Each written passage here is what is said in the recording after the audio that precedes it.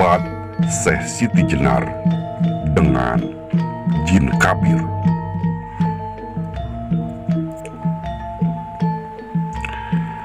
Suatu hari Syekh Siti Jenar keliling hutan belantara untuk membuka padukuhan.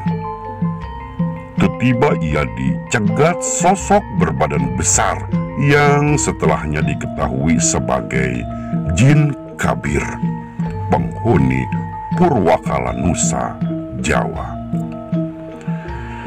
Keduanya lantas saling memperkenalkan diri dan lantas berbincang-bincang tentang berbagai hal, termasuk kebiasaan jin yang suka menghisap darah manusia. Percakapan bermula saat Jin Kabir menanyakan keinginan Syekh Siti Jenar berkeliling dari satu tempat ke tempat yang lain, yang itu ternyata wilayah kekuasaannya Jin Kabir. Setelah Syekh Siti Jenar mengutarakan keberadaannya di atas purwa tersebut, di mana dirinya akan membuka sebuah padukuhan, Jin Kabir langsung sinis dan menyatakan keberatannya lantaran tempat yang dimaksud adalah wilayah kekuasaan jin. Keberatan Jin Kabir lantas disanggah Syekh Siti Jenar dan menyebut bahwa jin dan manusia seyogyanya hidup berdampingan, tidak dekat tetapi tidak juga terpisah. Karena menurut Syekh Siti Jenar, hakikat masing-masing makhluk adalah semata-mata memuja dan menyembah Sang Pencipta sesuai cara yang ditentukannya. Tidak boleh ada yang mengganggu antar makhluk satu dan makhluk yang lain. Demikianlah peraturan yang berlaku di antara bangsa jin dan manusia. Setan Kabir atau Jin Kabir tidak buru-buru menerima pendapat Syekh Siti Jenar. Menurut Kabir, kehadiran bangsa manusia selalu berakibat bencana bagi bangsanya. Hal itu dilihat sebagai bukti sejarah karena awal mula jin terusir dari dunia juga akibat manusia. Sejak manusia diturunkan ke dunia, bangsa jin diusir ke tengah lautan dan menghuni pulau-pulau yang terpencil. Keberadaan manusia yang terus meluas mengisi bumi dilihat Jin Kabir sebagai bentuk kebencian terhadap bangsanya yang tidak kenal ampun, sehingga Kabir berpendapat bahwa manusia itu jahat dan biadab. Syekh Siti Jenar heran mendengar asumsi Kabir, lantaran justru yang seharusnya memiliki asumsi seperti demikian adalah bangsa manusia. Karena kita sebagai manusia selalu merasa ketakutan melihat perilaku jin yang suka merayakan pesta darah dengan membunuh manusia. Mendengar ucapan Syekh Siti Jenar, Sang Kabir malah tertawa terbahak-bahak sampai perutnya yang buncit terguncang-guncang. Karena setan Kabir beranggapan bahwa pesta darah yang dilakukan jin adalah pesta biasa, sebagaimana manusia menyelenggarakan pesta-pesta di perhelatan dengan menyembelih hewan. Akhirnya pembicaraan semakin serius saat Syekh Siti Jenar sedikit terpojok dengan apa yang diucapkan Jin Kabir. Karena baik manusia maupun jin memang faktanya sama-sama suka memakan daging. Bedanya manusia membunuh bangsa hewan dan memakan dagingnya, sementara jin memakan bangsa manusia. Di tengah Syekh Siti Jenar kehabisan akal meladeni jin kabir, lantas menanggapi bahwa hewan adalah makhluk yang tidak memiliki ruh dan mereka memang diciptakan untuk menjadi makanan manusia. Namun kabir tidak menyerah. Dia memperkuat argumentasinya dengan mengatakan bahwa alasan yang diutarakan bangsa manusia juga sama dengan yang diyakini bangsa jin.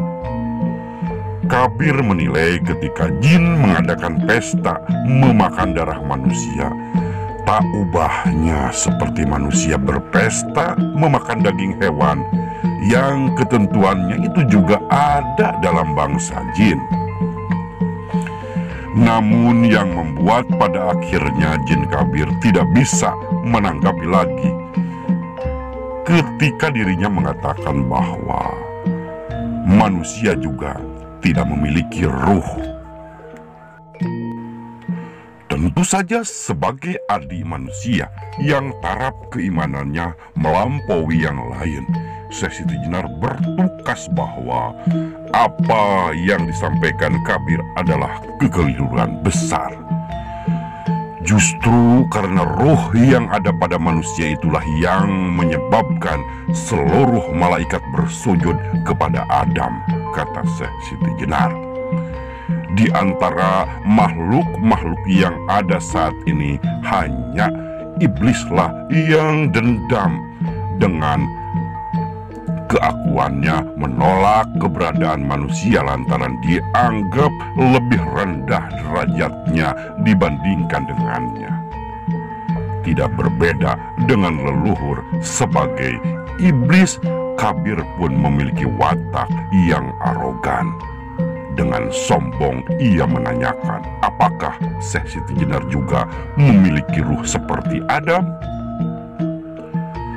Jika benar, saya ingin menyaksikan seperti apa sih ruh yang ada dalam diri manusia itu. Tentu saja Syekh Siti Jenar terperangah kebingungan mendapat tantangan jin kabir itu. Ia tidak tahu harus berbuat apa untuk membuktikan kepada jin kabir bahwa di dalam dirinya terdapat roh ilahiyah.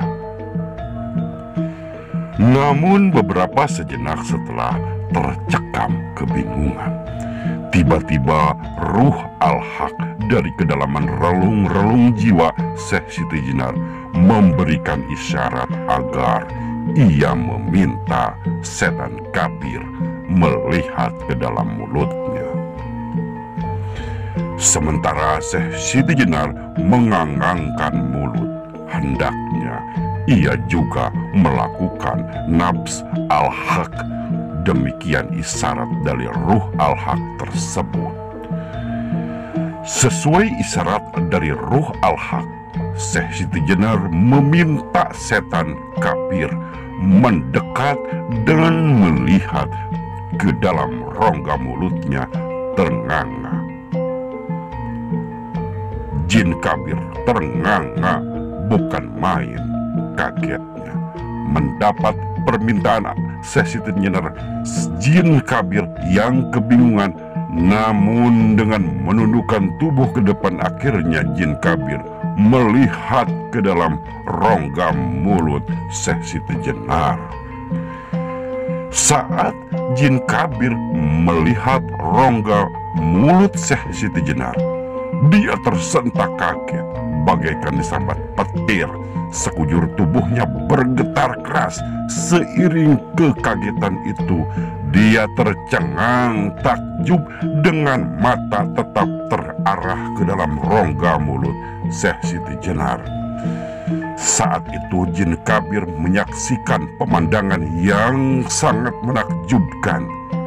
di dalam rongga mulut Syekh Siti Jenar tergelar hamparan samudra maha luas dengan gelombang bergulung-gulung susul menyusul. Di tengah samudra itu terlihat pula gugusan pulau dan benua, hutan rimba yang lebat, jajaran gunung, gurun, lembah, ngarai, dan jurang. Setelah itu, di atas suatu daratan luas terlihat berjuta bangsa jin sedang berperang saling membunuh sesamanya. Mayat para jin bergelimpangan dan bertumpuk-tumpuk membentuk bukit mayat. Pekik peperangan terus terdengar sahut menyahut di tengah suara gemerincing senjata. Tiba-tiba suara sangkakala terdengar membelah angkasa. Para jin yang berperang berhenti. Para jin yang berperang berhenti, namun sesudah itu mereka berperang lagi dengan lebih sengit. Di tengah gemuruh peperangan, seketika muncul cahaya yang bersinar terang benderang melebihi cahaya matahari. Akibat benderang cahaya yang menyilaukan mata itu, para jin yang sedang berperang menjadi buta matanya. Sambil berteriak-teriak, mereka berjalan ke berbagai arah dengan menggapai-gapai layaknya si buta mencari jalan. Terpukau oleh pemandangan menakjubkan dan silau menyaksikan benderang cahaya cemerlang yang bersinar di dalam rongga mulut Syekh Siti Jenar, setan kabir atau jin kabir melompat mundur ke belakang dengan tubuh menggigil. Setelah itu, dia duduk berlutut di depan Syekh Siti Jenar sambil bertanya dengan sikap yang sangat hormat. Sejenak menyaksikan ruh yang ada dalam diri Syekh Siti Jenar, jin kabir akhirnya percaya dan tunduk sepenuhnya kepada Syekh Siti Jenar.